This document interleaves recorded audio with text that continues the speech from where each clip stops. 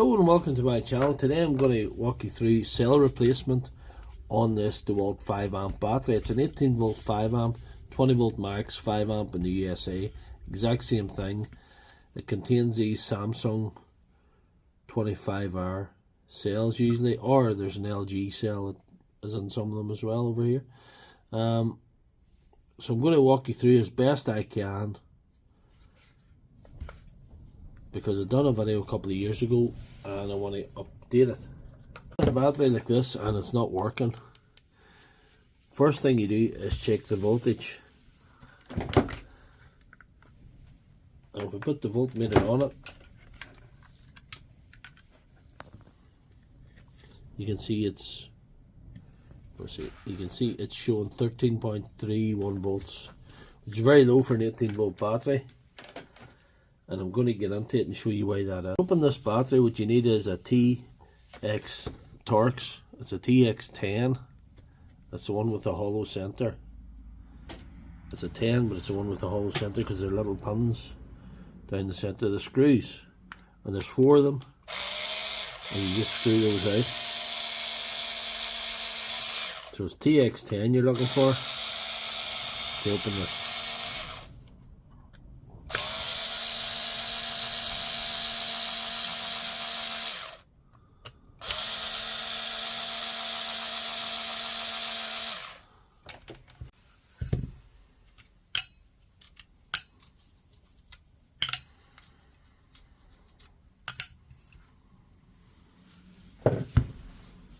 Because we're working with a battery, I'm going to put on a pair of gloves. You all have seen me on my channel maybe taking a chance not wearing gloves, but I do recommend that you wear gloves. And I'm going to do this as best as I can in this video to show you the best way to repair your battery.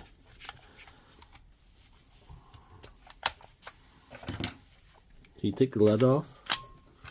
You'll see there's a little spring here. You can move it.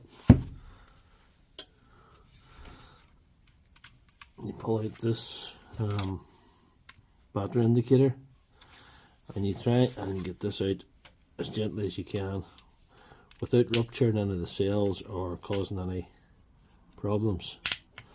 I've had this one out before. That's how I know it needs cells.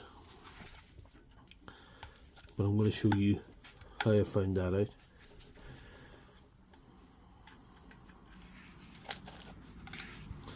There's one thing you can do before you take that out, and I better touch on that just to do the thing right.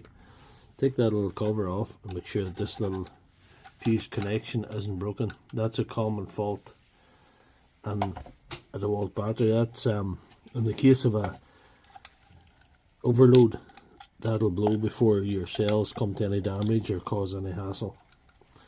Because lithium-ion cells are known for their flammability and slight explosibility, I suppose is another word.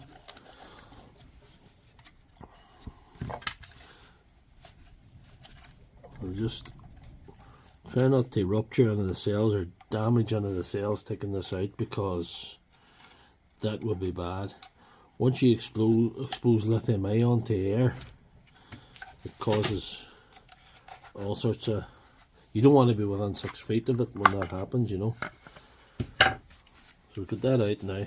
I'll give that a little blow with the airline because it's all cleaned up now. What we do is we look for broken other connections, these other little balancers in this here, and we look for this strip on the side. This one's okay. Everything's connected, everything looks fairly fresh and not too bad. And if we've established that, the next thing we do is a more in-depth volt check on the cells. So we set our voltmeter to DC voltage again, and I'll turn it upside down so you see what I'm doing.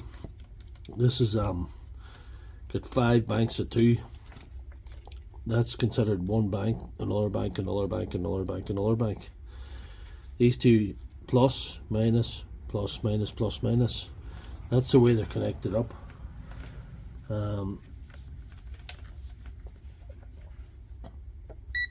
So I'm going to give you an idea what I'm doing. 3.48, and we have to go the other way because it's plus minus the other way. 3.48. These must be all above 3 essentially to be good enough. 3.5 is where you want to be sitting. 3.48, so them 4 banks of cells are even and sitting at a good voltage, and this one on the end is showing a 0.38. I'll just show you that better here. 0.38, so that's showing a negative voltage.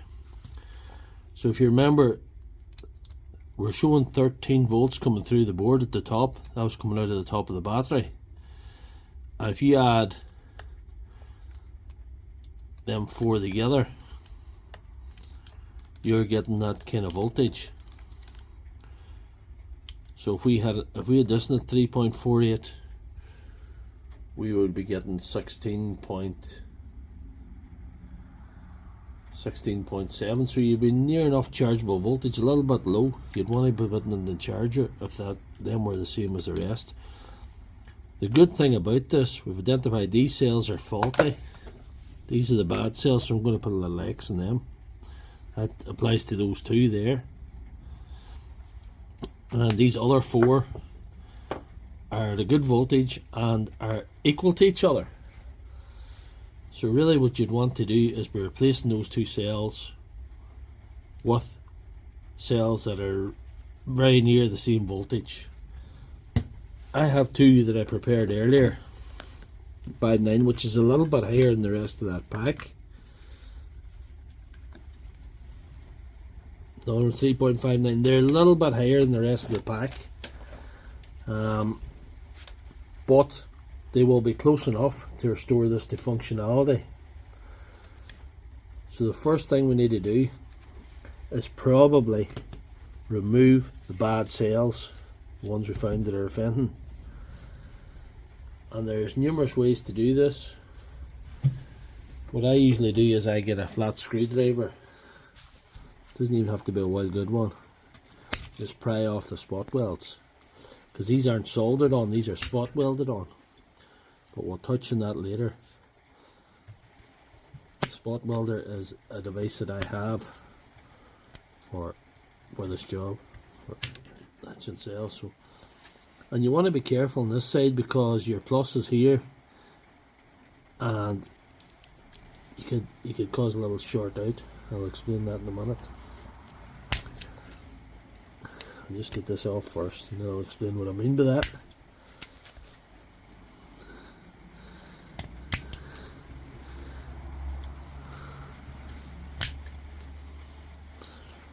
So we'll get those cells out. I'll show you what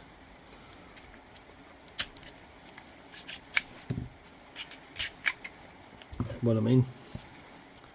This raised up part is your plus, and this is your minus, but all this insulated part, and this is all your minus. And the plus and minus are very close to each other here, so if you cause damage here and you cross it over, you can get a cross connection. You don't want that. You especially don't want that when you build a pack as well.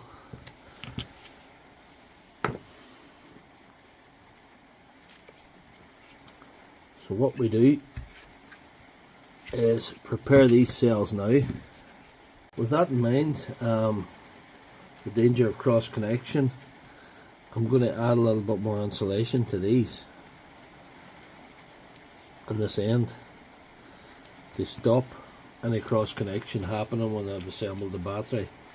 You certainly don't want that causing any fires or any problems later on with your battery once you've built it, because it would probably been charged in your household, and that's not something you want to happen in a fire in the middle of the night.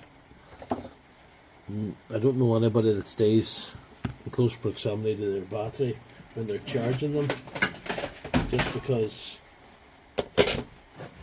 who has time for that? I'm going to add a little bit of insulation around the body of the battery, and it'll help hold this in place as well. Hold this little O-shaped insulator that I've put on.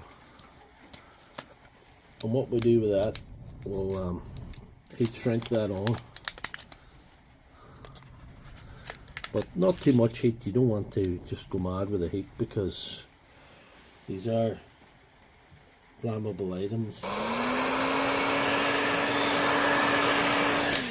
That's probably enough there. We'll probably get the job done.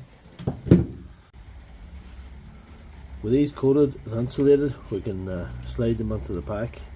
It's important to put them the right way around. That goes without saying, but I'm just going to say it now. So that's plus, that's minus. And you can see that that is minus because that's the black wire. That's going to minus. And this other one's plus. So it's connected to the minus there. And we just line them up in line with others as neat as we can, because it'll help you when you go to reinstall this onto the casing later on. So the next thing we need to do is connect this up to the rest of the pack, these two cells, and I'm going to redo this whole nickel strip, this actual part. I'm going to remove this nickel strip altogether. We'll just give that a pry up like I did with the other one. Just break those spot welds, you know, and desolder.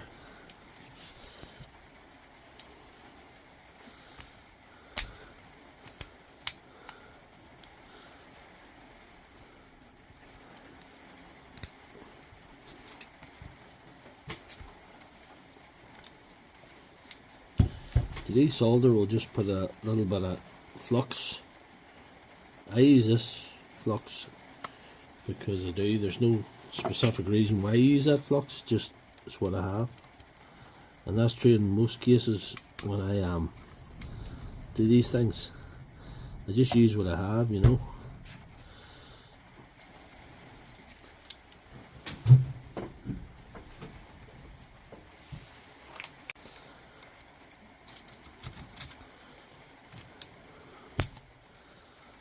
So we're going to do away with that. That's obsolete now.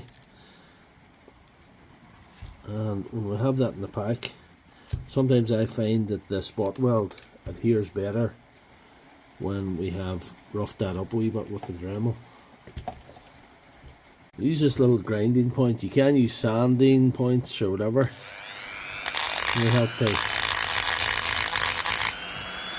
just a little bit. Not too much. You don't want to burst the cell or anything. I give that a little bit of scruff before, but something like that.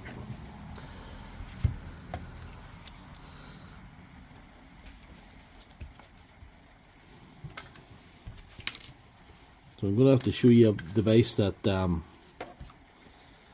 you may or may not be familiar with. It's essential in battery repair. It's called a spot welder.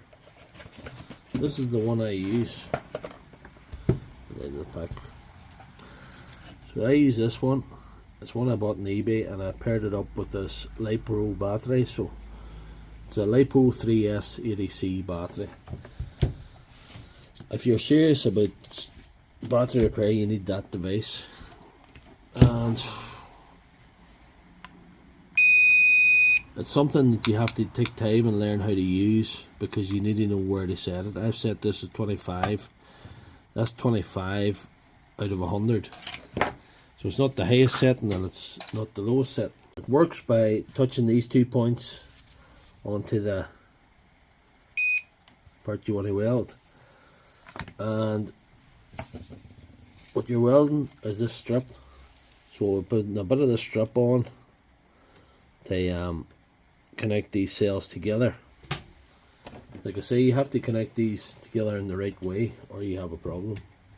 But we shall not have a problem.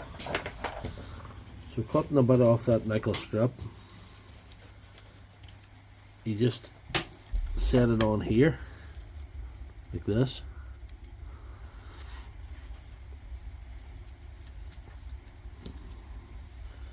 and touch these two, and they make that little weld, you know.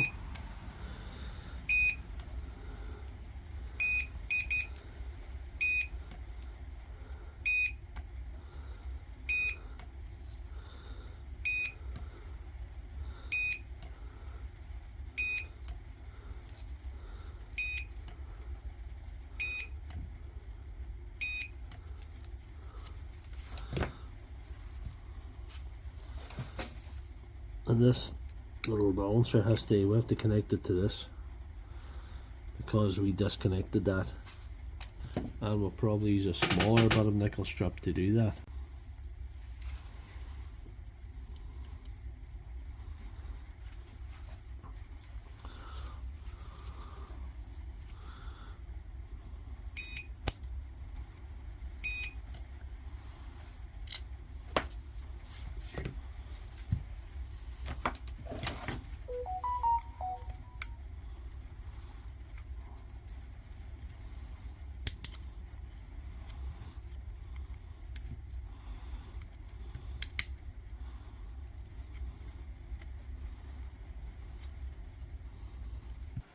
I'm adding a little bit of flux again, and then I will solder it. And what I use is this 5 cores Airson flux quartz solder. It's like 5 cores of flux. So its flux is inside the solder, and I've already added extra flux, so plenty of flux was given in this repair.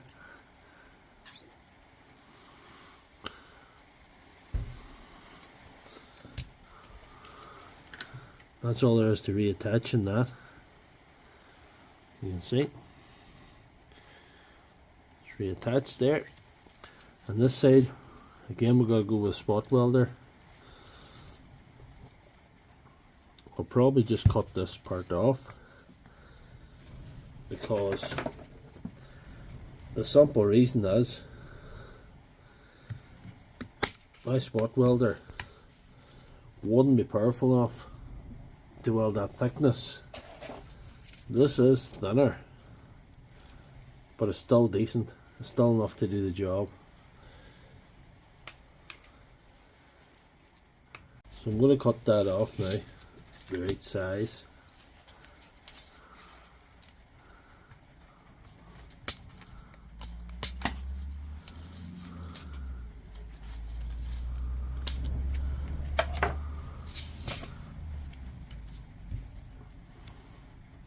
Leave a bit of overhang to solder. I'll put it as flat as I can, and leave a bit of extra to solder up here.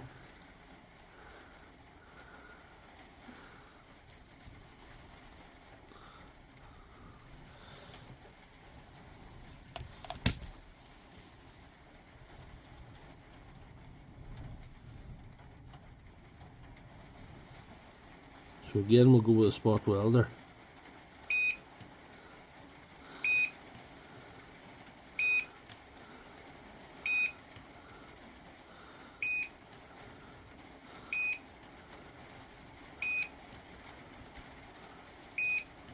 Some of them have a little bit of delay, but this one welds right away. So it's best to just put one probe down first and then follow with the second one.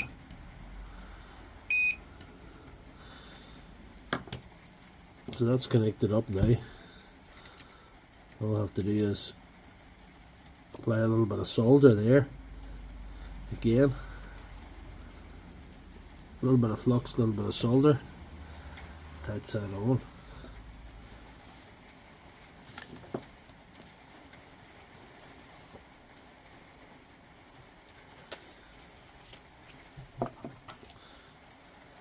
I'm doing this video as detailed as I can, because sometimes I shortcut some of my videos, and I've been doing this for a couple of years, and sometimes I forget that maybe people wouldn't be as experienced at this job as I am and wouldn't have done it before. and we want to learn.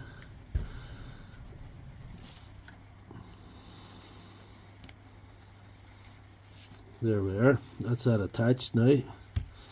There's the two replacement cells attached, and we're getting 1 bar now. We were getting none before because we're only 13 volts. So you put that into that goes into them two things at the front. Put it back into the casing.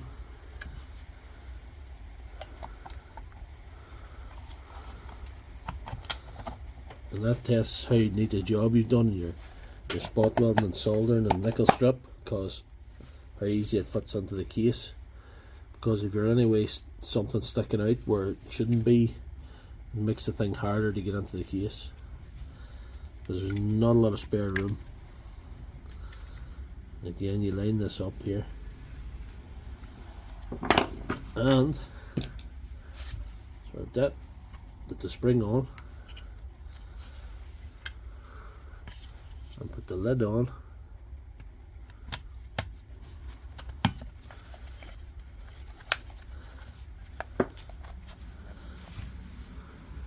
And then we put on the screws.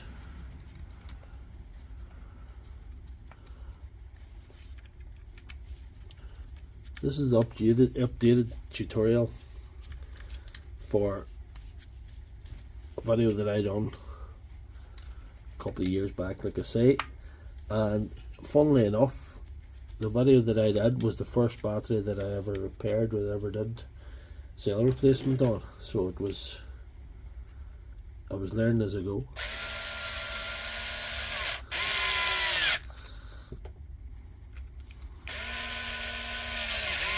And the spot welder was far inferior to the one I have now, and the nickel strip was far thinner.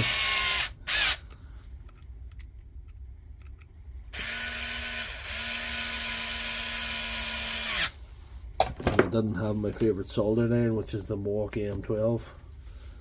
It's like one of my lums at this stage. It's only got 1 bar, but it should charge now. Should charge now. We'll put it on the charge.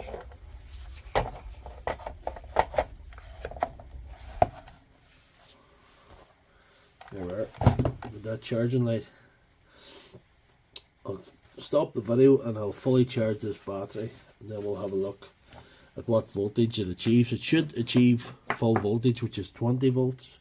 Right, it's more than an hour later and we've achieved fully charged battery there. It stopped charging on the charger, and we have 3 bars. I just think I'm going to do a volt check before we go any further, just to see if it has achieved the maximum desired voltage. I think 20.2, 20.4 would be nice. It has not. It's cut out at 19.9, 19.8. Just hasn't achieved full voltage, which is disappointing. But still a successful exercise, because we have now a functional battery, which we had not earlier on.